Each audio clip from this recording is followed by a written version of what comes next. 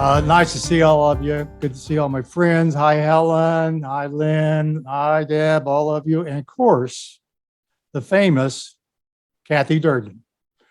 Anyway, Donna, glad you're here. She's very special. I guess I've known her for a couple of years through Florida Watercolor Society. She's really one of the best because she's not just an artist. She puts a lot into art that's not always seen. So today we want to learn a little more about what we might not see. What in the world are you thinking when you paint those paintings? That's what we're going to talk about. So give us a little background about yourself, Donna. Give us the latest, and we'll spotlight this for everybody. Hey, friends. So fun to be here again. So when Ron first reached out to me, I was like, oh my gosh, who wants to listen to me talk again? But then I started thinking, we've talked about the way I paint, and we've talked about Photoshop, which is a tool that I definitely love to use when I'm working up my ideas for painting.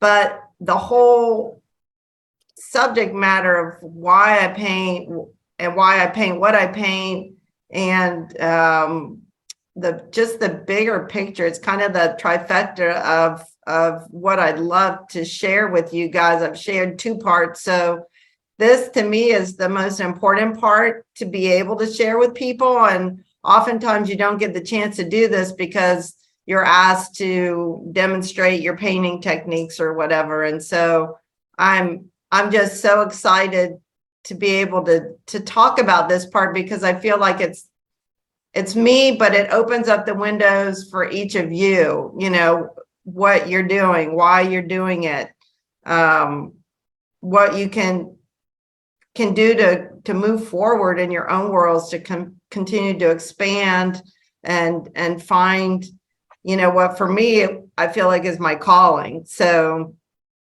that's what I'm hoping to share and talk about, and interject any questions you have along the way, or if I'm not making sense or you want me to flesh out an idea more, just jump in and say, tell me more about that for sure. Well, good. Got a lot to talk about, and very interested in some of the background. We had a chance to talk a little bit beforehand, and tell us a little bit about, for you, it's not just about art. Somewhere along the line, your development, you said, I want a little bit more.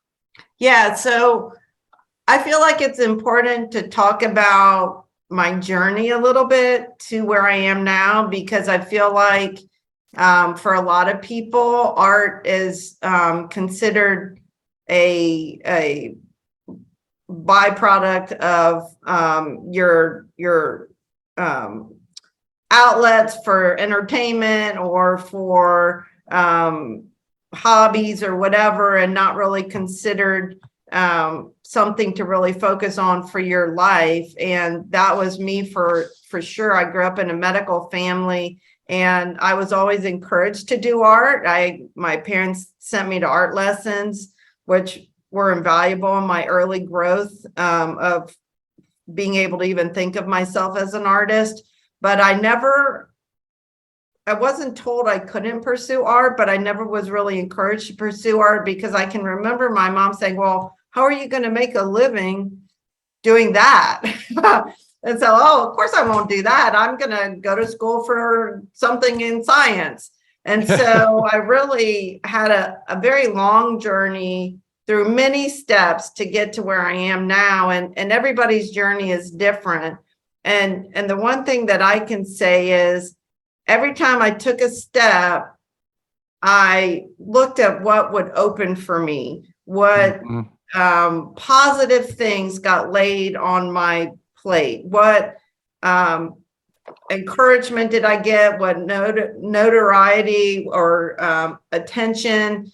And if doors were closing, I finally learned, why am I banging that door down?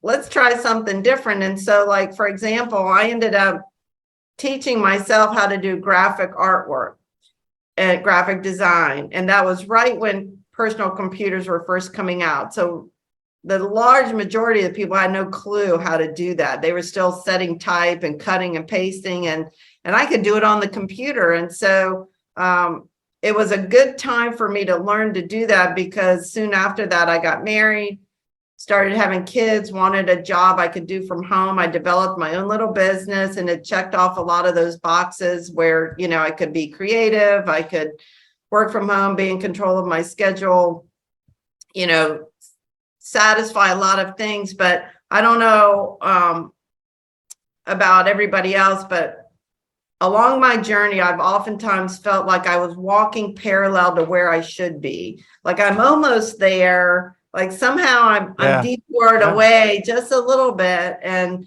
so I just kept kind of paying attention to what else could I possibly be doing. And I look back now, and there were a couple key things. One of the first key things that turned me to painting was I went to visit a friend, and she had these beautiful portraits of her little boys. And I knew she didn't have a lot of money. And I knew portraits like that cost a lot of money.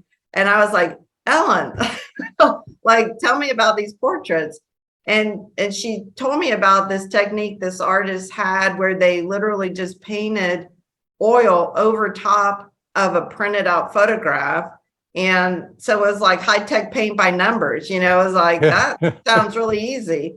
So I did that for maybe 10 paintings, and it just kind of got my juices flowing. But I realized I really didn't like working in oils. And at that same time, I was becoming better friends with two people who were key influencers to me. Taylor Eichen was one of them, and she's, you know, one of the oldest members of Florida Watercolor Society, and she was just yanking and cranking at that point. And Joan Burpee, who is also a great watercolorist and artist of different magnitudes, but both of them were ladies that were in the next generation above me. And this is so key to me and what I'm doing, because if you sit there and generate art all day long and you never reach out and help somebody else in their journey, you're missing so much, not only in helping them and forwarding art, but you're missing out on your own personal growth. Because these ladies, I mean, they introduced me to people, they dragged me kicking and screaming into things. I mean, Taylor threw me onto the board of Florida Watercolor when I was still like, I have no idea what Florida Watercolor is. And, you know, and going back to the doors opening, I mean, everything just kept saying, do this, do this, do this, do this. And I just kept following that. And the next big thing that happened once I got into this world and painted and painted and painted, I always was painting, unless I was hired to do a commission, I was always painting things that meant something to me. But why did they really mean something to me? I really hadn't given it a lot of deep thought. Yeah. And at this point, I had a child who was now a young adult, and she got involved. She is now a science communicator. She uses photography to promote environmental conservation. She has been very involved in Florida, like with the Florida Wildlife Corridor expeditions, and leading environmental education to young people specifically. And her master's thesis was on how visual storytelling impacts in ways that the written word doesn't. Yeah. So all comes back to us. We are visual storytellers, and how looking at something, and it doesn't have to be a painting, it can be a play, it can be, you know, any number of different things, but those things all speak to us. It motivates us. It's our, why is that? Yeah. You know, what is going on? And it all just kind of came together. And, you know, part of that is, you know, yeah, I was interested because my child was doing this, but she got interested in this and involved in this through a connection I had with Carlton Ward, who was, you know, doing great things at that point, but nobody really knew who he was. And you know, the more you meet these people in your world, no matter what they're doing, the more your community grows, the more you realize this community has strengths in so many different ways. And if we work together and pull together and tell the story that we're passionate about, you're going to be able to create influence going forward, not just from your own mouth, but from your work going forward, impacting generations, impacting people that you've never met, you know, through other generations, through other connections.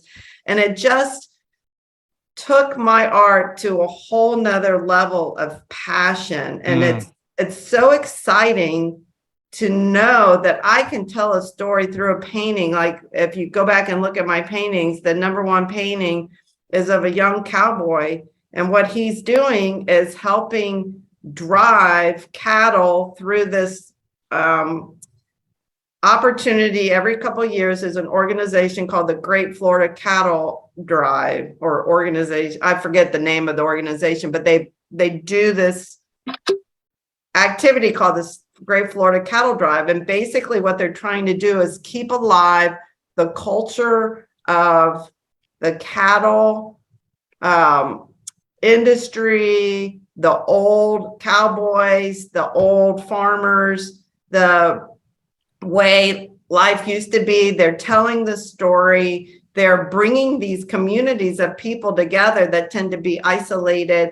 And it's, you know, it's these stories while they're camping out and moving these cattle across that is so impactful to the future generations, and learning about what your great grandfather did. You know, that's one of the cool things for me is my husband's like a 5th or 6th generation Floridian. And so we've got history written in history books that we would never know about if it weren't in those history books. And these stories are staying alive, and people are learning and keep, you know, we keep going to these next levels with our culture, but we're losing things and forgetting things that really are so important. And so I get to paint these pictures, and then people say, well, what is this? Tell me about why you painted this. Where is it? What's happening? And it's a great avenue to open up those conversations when I didn't participate in that, other than I was standing there with a camera taking pictures. You know, I was lucky enough to be invited because my daughter was involved with it. So I just feel like every artist has to figure out what is their passion. Yeah.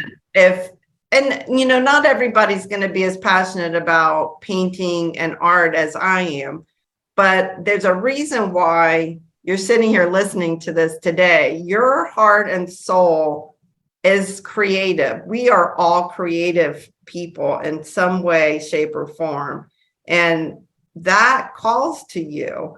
And so in some way, whether you create music, whether you write poetry, whether you make cakes for your neighbor, you know,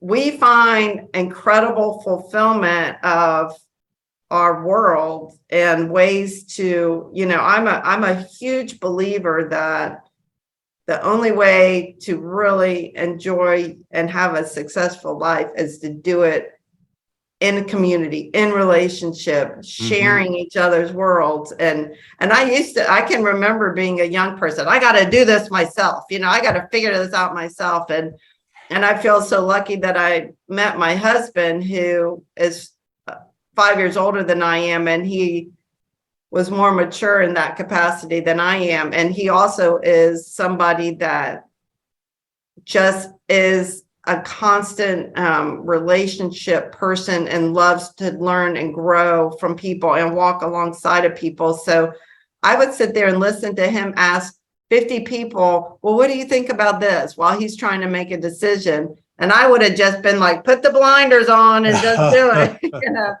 And you know, you learn all that stuff by being in community with each other. And it's the same way with art. You know, I'm like, I teach a class every week, and I'm constantly telling my class, go take a workshop, go learn under somebody else, because I paint a very specific way. But even if you look through my paintings, I explore a lot of different ways to paint realistic watercolor, because I've taken these workshops and I've learned from other people, and it's only grown me as a person. And it's nice because a lot of times people come to you and want to commission you to do something, and you're like, well, I could do it this way or this way or this way, you know, and it gives them options too. But Well, tell us about this first painting. Who all has seen this, and has anyone commented or asked questions about what's going on here? well, I painted this just a couple years ago. And what I do with paintings that I feel are good enough to enter shows beyond local shows, like bigger shows that are very competitive, I just start sending them out, you know, entering shows like Florida Watercolor is a great example. But, you know, this one, I actually entered a show in California with Fallbrook Art Center, I believe is the name of it. And I'd never entered that show before. And I'm not even really sure how I think I just saw an invite to the show, and it looked interesting. They had good prize money, you know, blah, blah, blah. Anyway, sent it out there, got in the show. It got an award, which I was thrilled about. So, you know, if you get an award, obviously you get promoted. So they had it on their website and in their promotional materials. And then I get a phone call that somebody bought it. So, you know, great. Everybody enter the Fallbrook Art Show. You know, it was like happy day. Let's go to the next one. I think a lot of people have seen this, and you can kind of, I don't think everybody knows the story behind this. Yeah, so this one I've been able to actually talk more about because it was in the Florida Watercolor Society show, and it won a good award last year. And so again, the same thing happens if you are in the show and people are there, you know, looking at it. And if you have, you don't have to be an award winner. I certainly usually am not, but just happened to do well with this painting. And I think one of the reasons is because it's so unique. You know, I actually sat on this picture for 4 or 5 years before I painted it, because I loved the picture, but I kept thinking, who wants to look at a spider? You know, but it kept talking to me. And the bigger story here is this picture was taken in the Florida National Wildlife Refuge, or the Florida Panther National Wildlife Refuge. And so one of the things my daughter was very involved with was working with Carlton Ward to develop camera traps throughout this refuge to capture pictures of the Florida panther, which we all know is very endangered. And this is one of the last places where there's a lot of land for them to live. And it's a swamp. You know, they're having to trudge around through swampland to stay alive because they get killed or run over in most other places. But this shows wild Florida. You know, it's scrub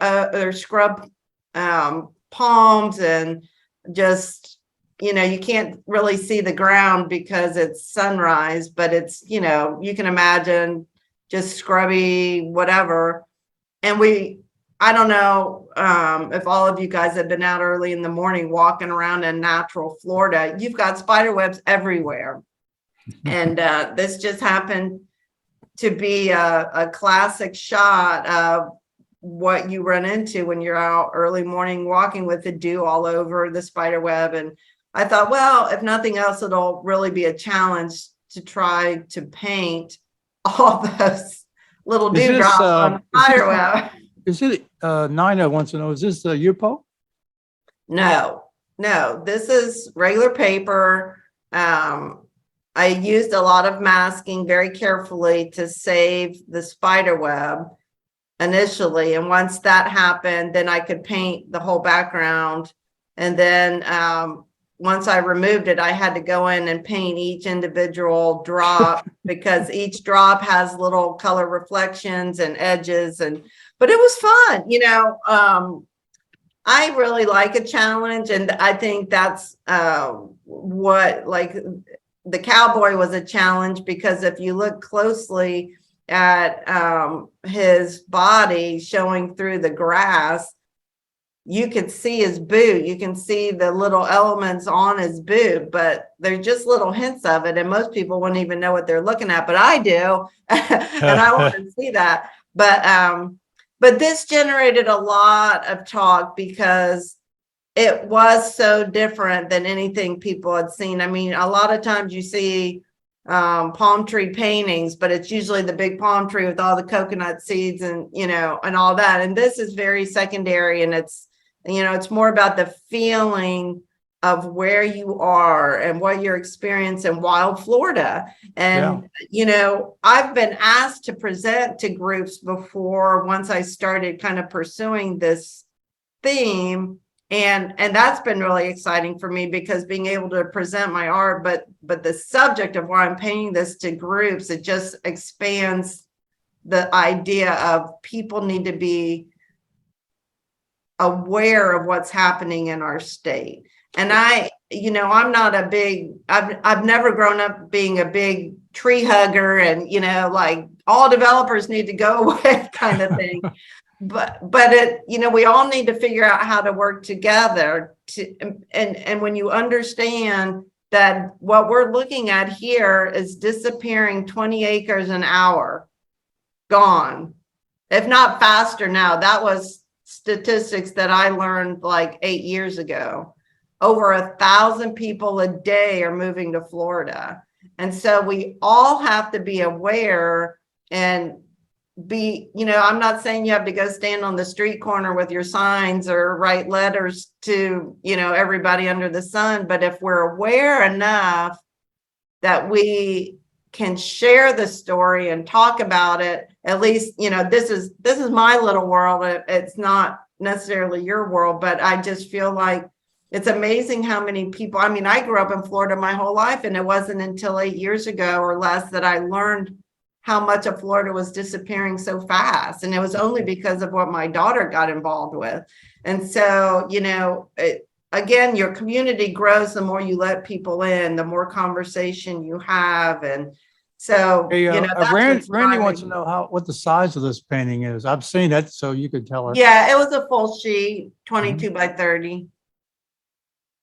So, you know, painting in small detail like that, you definitely do better painting bigger. So you can get in there and, so what you're looking at here, this white egret, this also won an award. One of my favorite places in the entire state is Chassahowitzka Wildlife Refuge, and it's on the Gulf Coast, about an hour, a little bit more than an hour north of Tampa.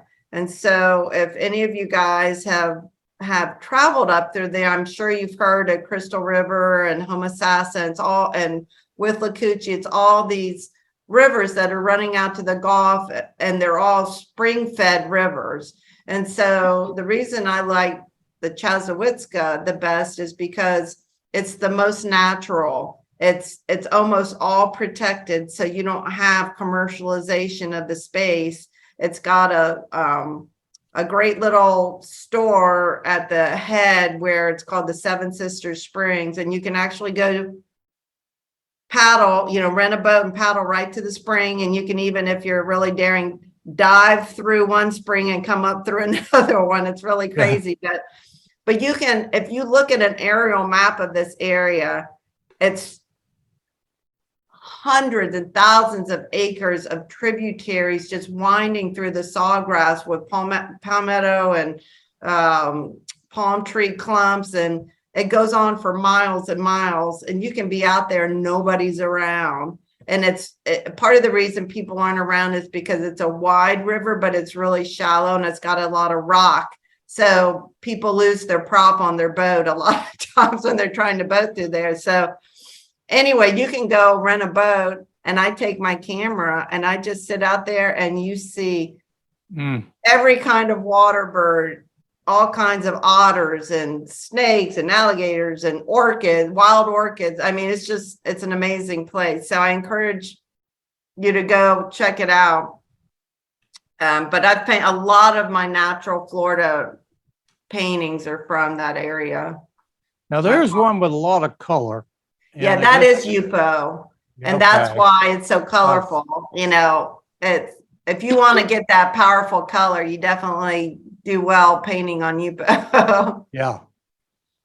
It's a little bit too busy. That's an older painting. I look back on that and think, oh, I wish I would have calmed that water down.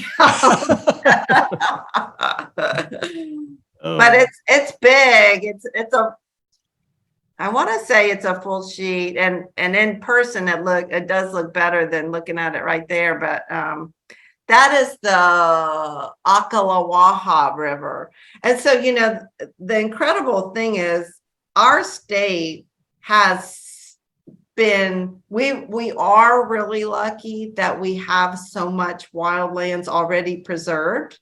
And over the last handful of years, people have paid better attention to the need to preserve our state. I mean, we have a state that has a wider range of geological special pieces and parts than any other state in our union, in our country, you know, and so it's well worth preserving and paying attention to how precious this place is.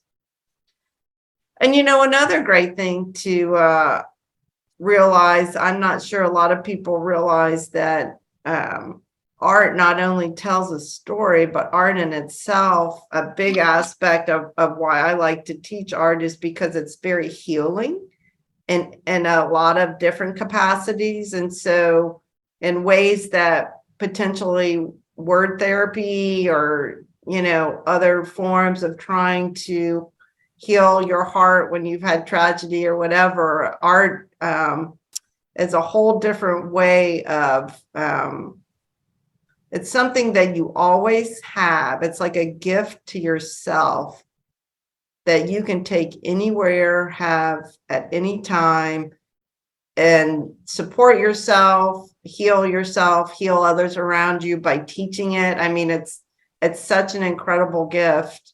And you can learn it a lot faster than learning to play the piano. Well, we could have that conversation too. Yeah, I mean, that's another whole conversation for sure. But as I look at the piano that's sitting in my living room that never gets played.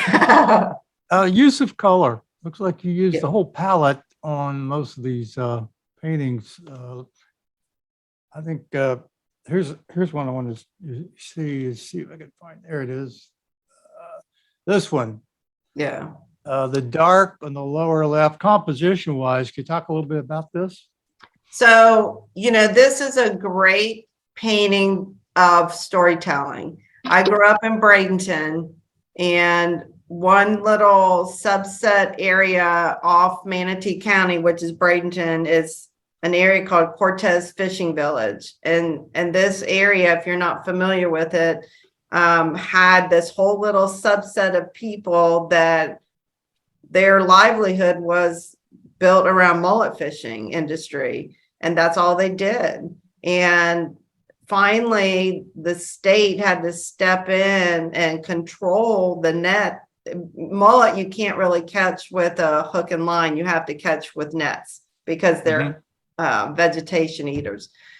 So, you know, if you don't, this is a great example of how conversation and education, working, government and the private industry working together can come up with great solutions. So this story encourages me for the rest of our state and other capacities.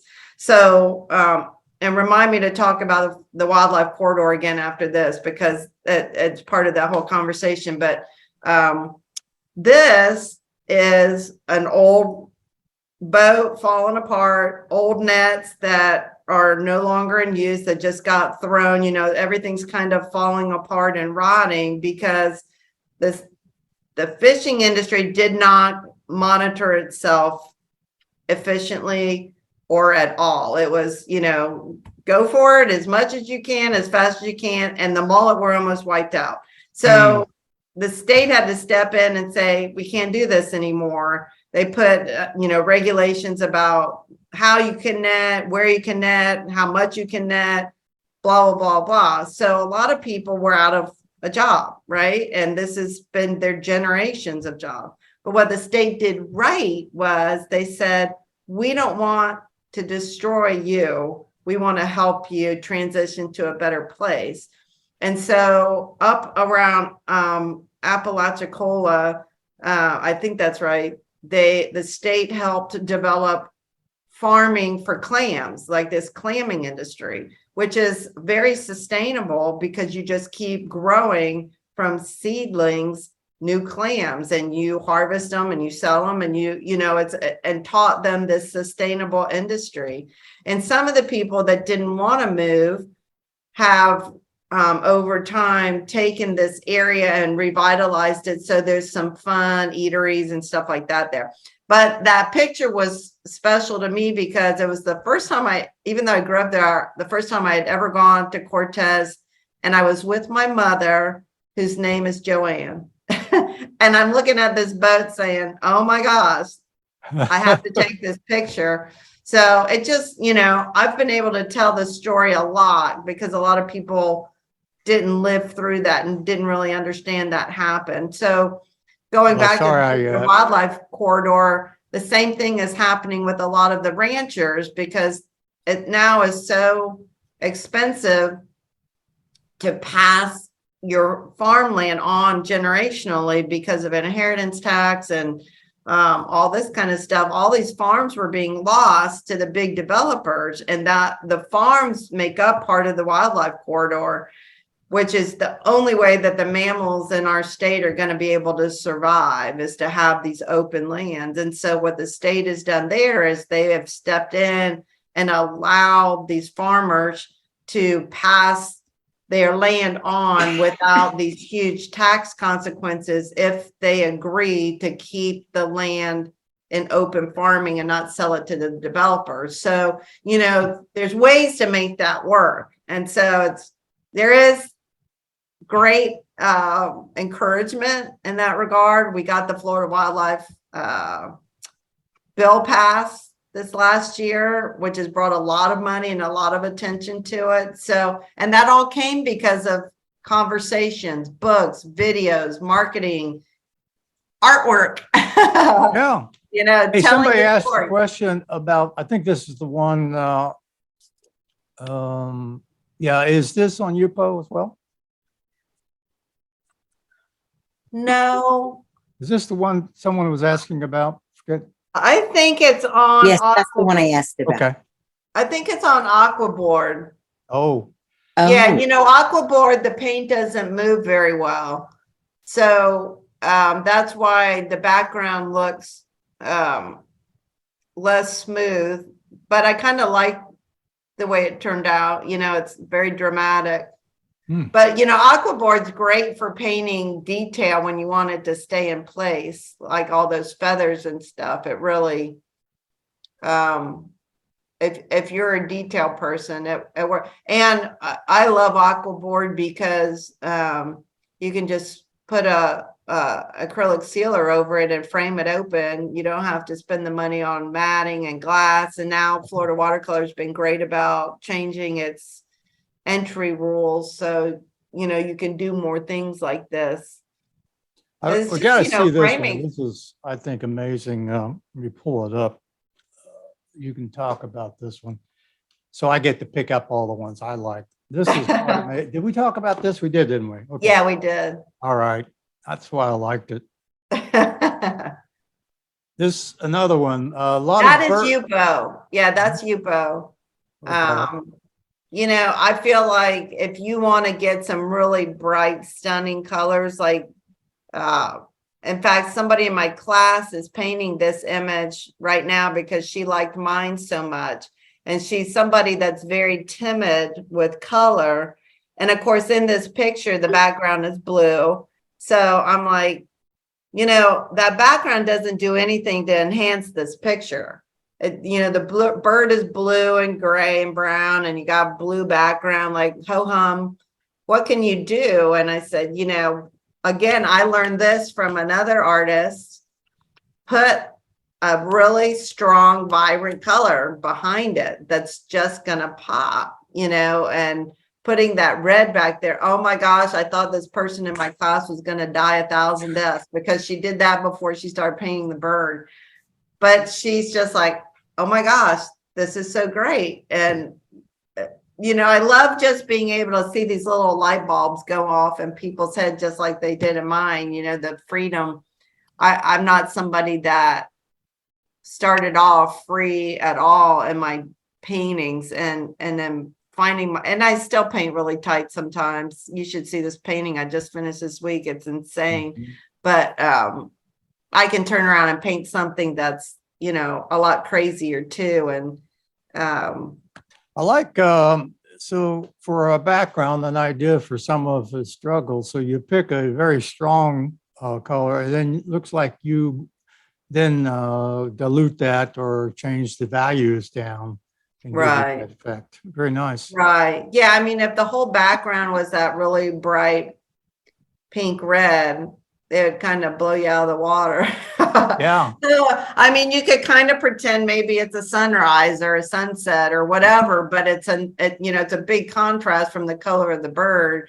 But you can tie some of that, you know, you can see on the neck next to the strongest color, it really looks like some of that color is in the bird, and even it's really not, but it's like reflective color. But Yupo, it's not something that I paint on a whole lot because I like to have areas of real smooth, soft graduations of color as well as detail. And it's so hard for me to achieve that look on large pictures. You know, in small areas you can, but there's a painting in here when you got into my New Orleans theme of a black man singing.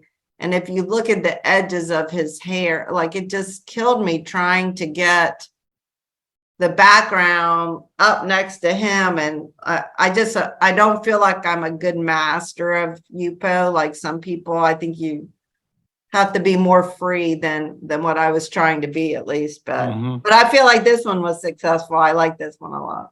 Yeah, there you go. That's him. Yeah. I mean, I must have redone that background 40 times trying to get to where I was happy enough with it. And it's close enough now, but whoo, Yeah. I'm sweating over that one. Yeah, that's definitely speaking to me. This is Yeah. So on let's go to this other one that's right here nearby with background. This is very interesting background. Could you tell me what's going on here?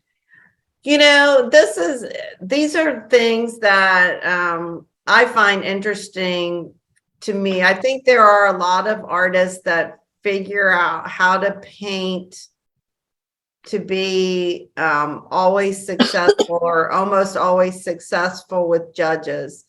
I'm not one of those artists. I painted this because I just loved, you know, this is New Orleans. We used to go to the Jazz and Heritage Festival all the time. You see so many great artists and great scenes of art. And, you know, here's this guy who looks super clean cut. You know, he's got short haircut and his little conservative glasses and stuff. But he's jamming on the guitar, and he's got this you know, spray painted background that, Okay. You know, everything's tilted. And I think maybe it's because I know what it is. It makes more sense to me than the people looking at it. but I really liked this, and it didn't go anywhere in any competitions that I entered, but I have a whole series of people singing and playing music that just speak to me. And I don't know, well, the very first one I did was a street performer in New Orleans. And it was really the first time I'd entered a show at the Art Center Manatee, and it won first place, and I was floored. And it was the only one that ever did any good. I'm not sure why, but Can we, now this is let's find out if anybody have any questions, speak up. I'm sure you got a few that you'd like to ask. Anybody? This is Roberta. I do have a question, Donna, going back to the blue heron on the UPO. yeah. Feathers on the bottom right-hand side, they were very precise. How did you get that detail? Was that a pen or was that brush? And how did you do that on UPO? The this feathers painting? on the bird. Yeah, back one more, Ron. The blue heron on UPO. Okay. I don't know what number that is. I think it's number 10. Let's see. Oh, yep. I guess. You like that picture, Ron? Yeah. Well, that's at back. There we go. No, yeah, right there. Is that it? Yes. See the detail on the feathers down there. I mean, Yeah, How- that's just using a little brush and just stroking it in. You know, I mean, one of the nice things about UPO is if you're stroking in paint and you end up with too much hard edge, you can always go back, lift it. just soften your edges with water in your brush, you know, because everything reactivates. And that's one of the reasons people go crazy trying to use it. But Yeah. So did you have like less water and more pigment, a thicker application? yeah, I do not. Yeah, with UPO, I guess every medium you paint a little differently. On UPO, there's very few times where I'm doing any kind of big washes. Number one, because it's hard to control the way, you know, the most I'm going to do a wash is in the background. And oftentimes I do that in sections. So for example, the area underneath its beak and in front of its neck, I probably did that with everything else dry, just so I could control what color I was putting down, trying to get it to blend some, trying to get it to move so that it wasn't settling in puddles and creating weird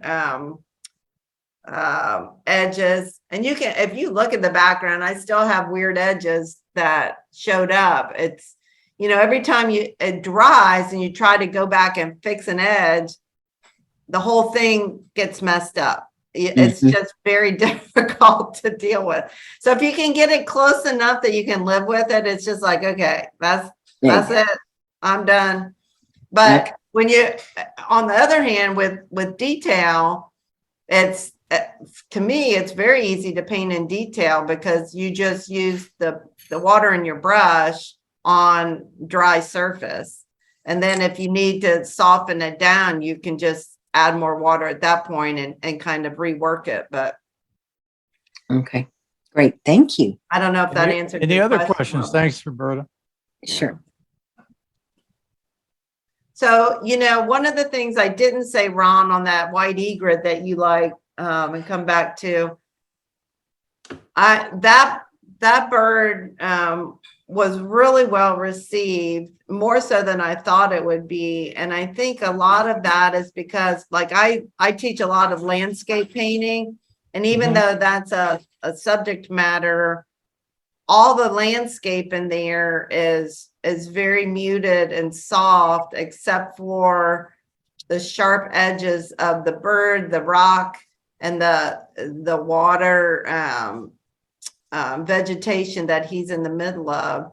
And, you know, so in landscape painting or in water painting like this, the most successful paintings I have are where you can really create that layered effect where the background is there and you can feel it, but it's not like I'm not staring at the background trying to figure out what it is. It's just part of the background. It's soft enough, it's muted enough.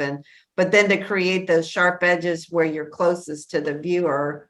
And so for me to be able to do that, I mask that bird and that rock and that area of vegetation and paint everything else in soft and muted, and then go back, remove the masking and paint all that other stuff in sharp detail.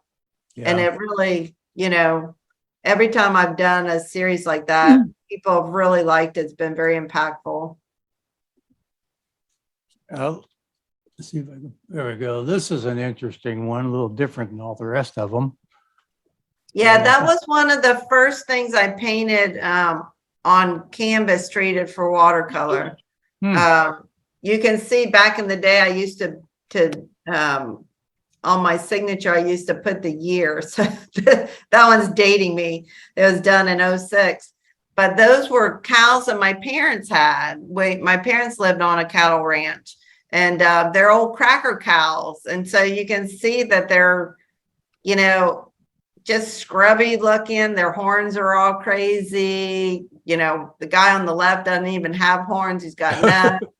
They all had their own funny little personalities. And it was really fun to me to paint those. And, canvas treated for watercolor is also, you see the background is kind of very textured. It's hard to get good looking, smooth gradations, and the paint does reactivate on that as well. So you can't do like layers of masking and painting like you can on paper.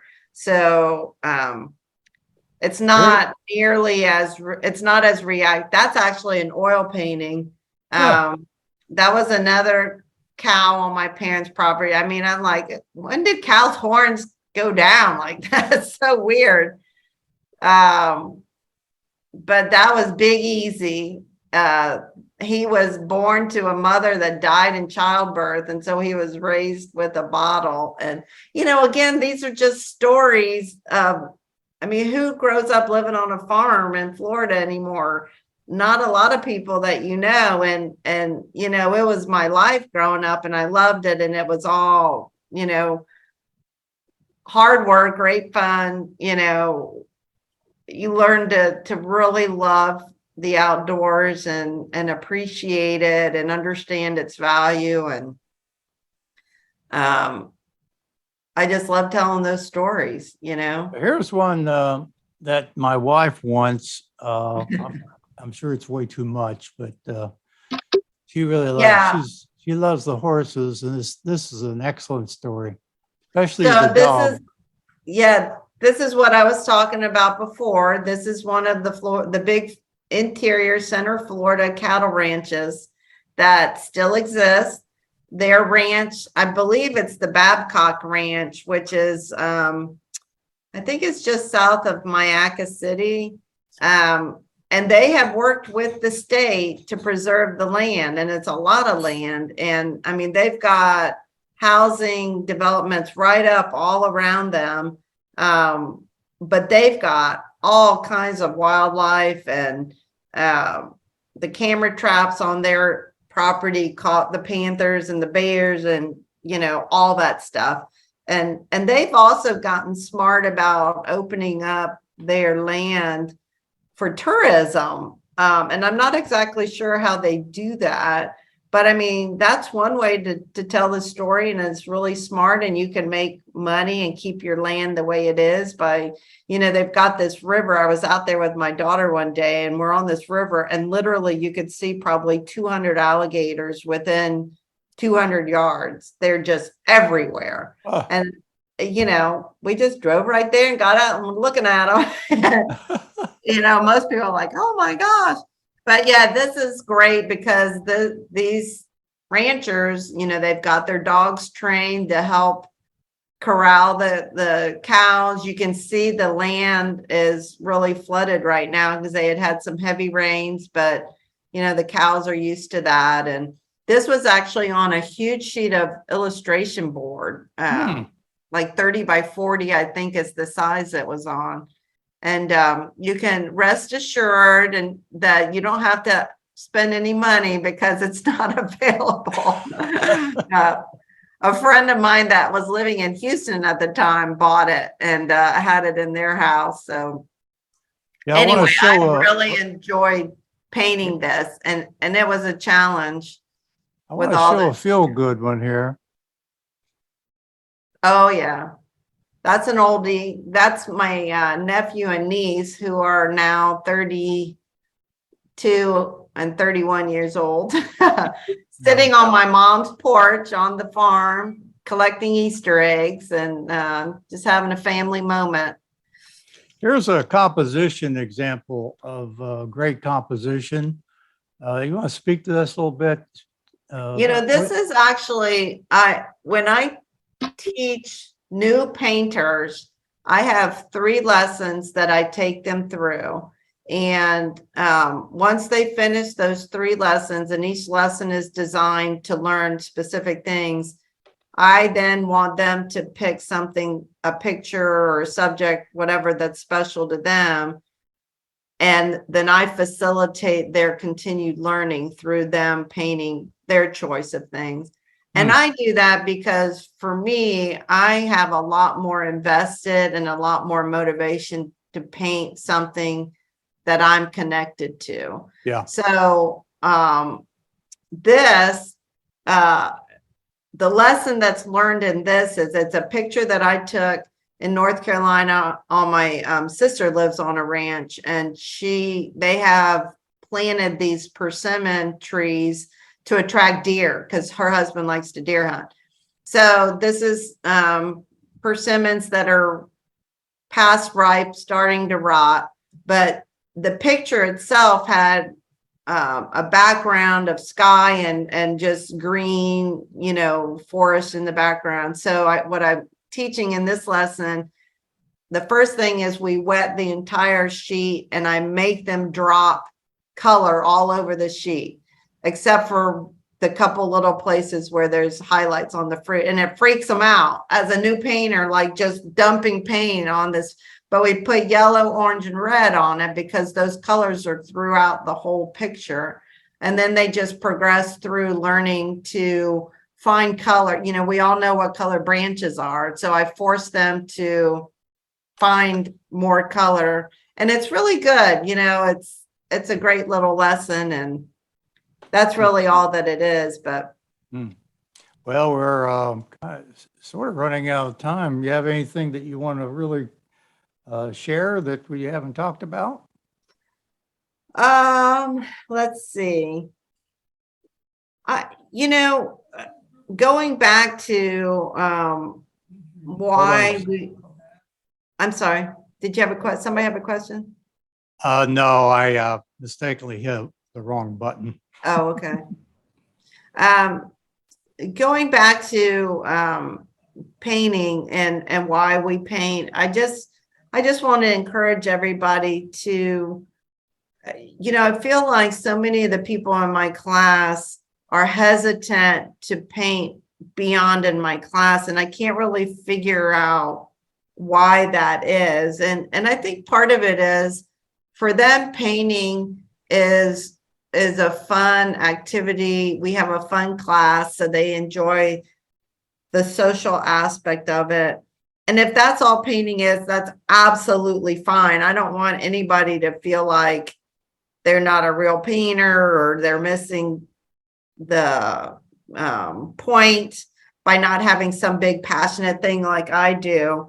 I think that we all have to figure out where art is in our life.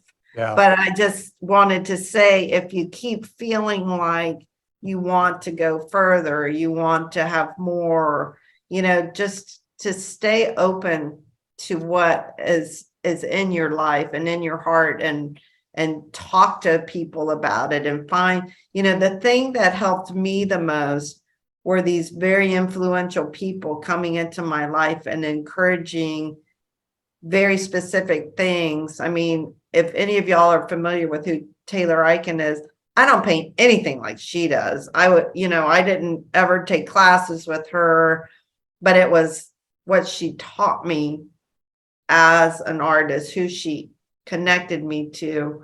And I just find that so fulfilling. I've had people oftentimes even like, oh, I want to buy some of your artwork for my office. And so I'll meet with them over there and they're like, all right, I have 10 spots here. And I'm like, well, you don't want just my art.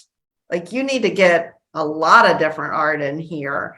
And it's so much better for the artist community and for yourself too, to have that extension. And I think that going back to my class, maybe that's the extension for my class, is just having that community. And I think that it's great that Tampa is growing, and Kathy Durden has done such a great job helping Tampa to grow, because we're so far behind in the arts community from some other places. And I'm excited for where we're going.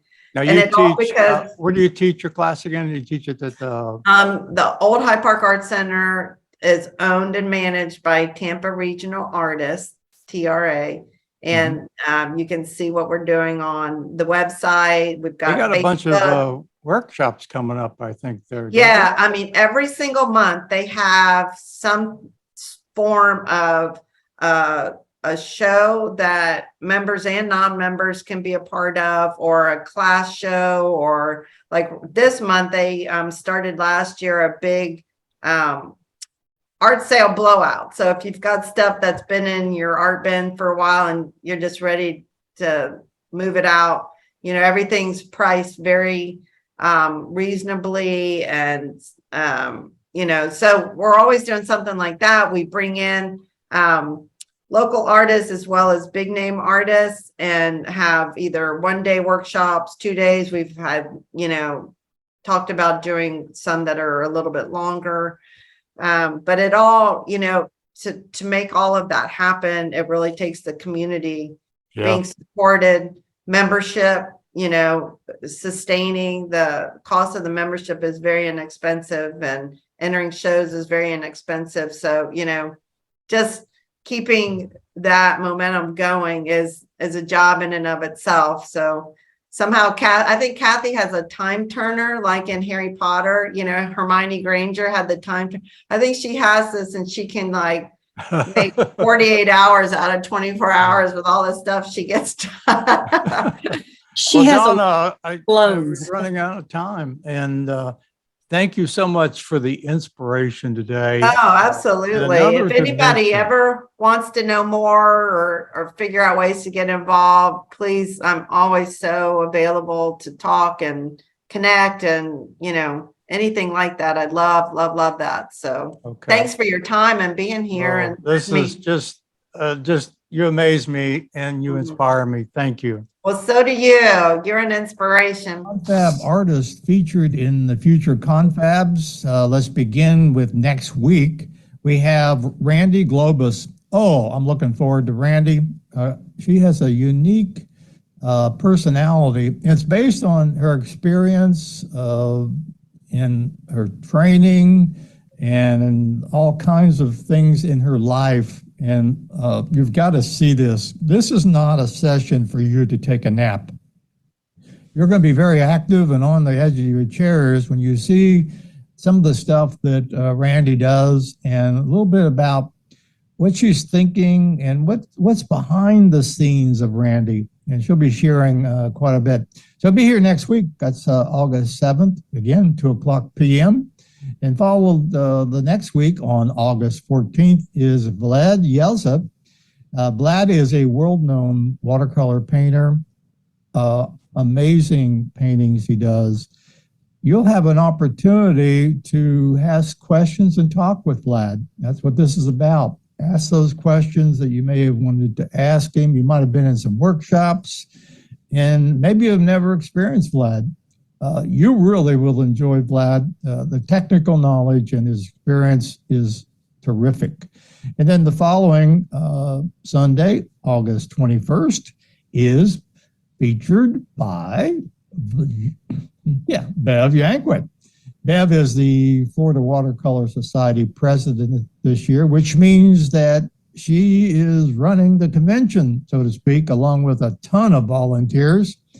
Bev will be sharing her abstract paintings, a few of those, and talking about the convention, all the way from the vendors, the demos, the paint arounds, all of that. You're going to enjoy that. And I'm sure all of you have signed up. And while we're there, let's get together. Now, listen, don't feel like each of you have to buy me drinks. Okay, that's up to you. You don't feel the pressure. Okay. And then the next week on the 28th is featured Roberta Romeo. Oh, Roberta is cool. I love to talk with her. She has such a delightful insight and background, and her approach to painting, everything, just a top-notch, terrific painter. You'll enjoy her technique. She's an excellent instructor. So she'll be able to really articulate the approach she takes and the techniques. So make sure you're here on the 28th for Roberta. And then followed by a local artist in Tampa Bay, Charlotte Maloney. Charlotte has an extensive background in painting, just a terrific artist, lots of paintings, lots of work that she has on her website. So you might want to visit that if you get a chance. And she'll be here sharing with us a little bit about how nature has inspired her painting. So be here. That's the September 4th. Followed by, on September 11th, we have Jackie Mulsk. Jackie is the first vice president for the Florida Watercolor Society. That means she'll be the president next year. And hopefully she'll share a little bit about that experience. But she's going to focus with another Florida Watercolor Society member. I hope that's the plan. But both of them will be talking a little bit about Whiskey Painters. It's an organization that focuses on miniatures. So make sure you tune in for that one. You'll be pretty amazed at what they do. And who knows, you may want to join up with them. A terrific organization. And Jackie and her friend will be talking about that. So that will be it for September, because the last 2 Septembers will be off for the convention. Again, that's in September, and make sure that we hang out and talk while you're there. Now, I want to offer all of you, if you missed the opening countdown timer, it featured Donna's portrait paintings. I'm sorry, her watercolor paintings. I'm the one who does portraits. But Donna has quite a few paintings, and I really think it's worth the time to look at them, to see her style and approach. They're fabulous. And you can understand why she's a member, signature member of the National Watercolor Society. She is watercolor painter extraordinaire. So hang on. You can tune out anytime you want. I'm going to finish with her video. It's about 10 minutes. So I'll see you next week. Don't forget, next week, Randy Globus. And here's the video. Thanks for tuning in.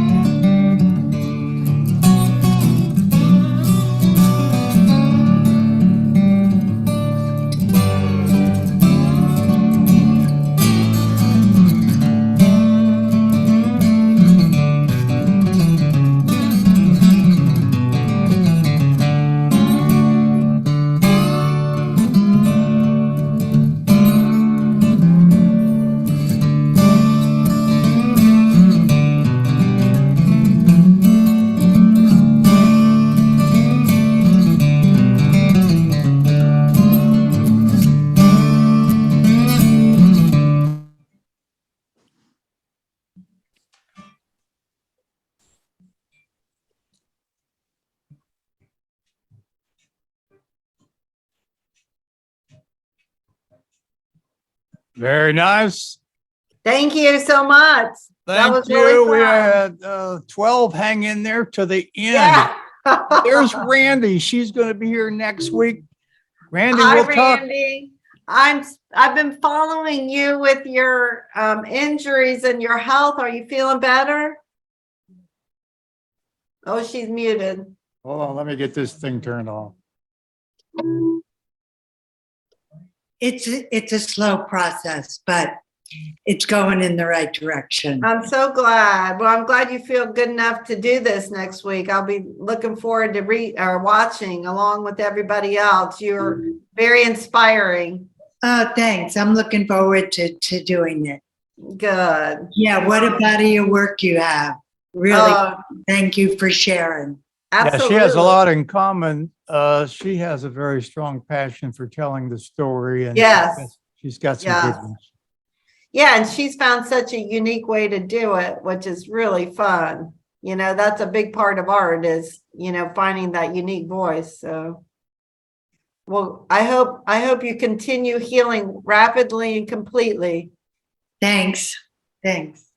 You're welcome. And thanks again, Donna. You're awesome. Sure, So, Ron. I'm so happy to be here and to see your face. All right, you take care. You too. I'll talk to you this week, Randy. Yeah, we'll chat. Yeah. Bye-bye. Okay. Bye-bye.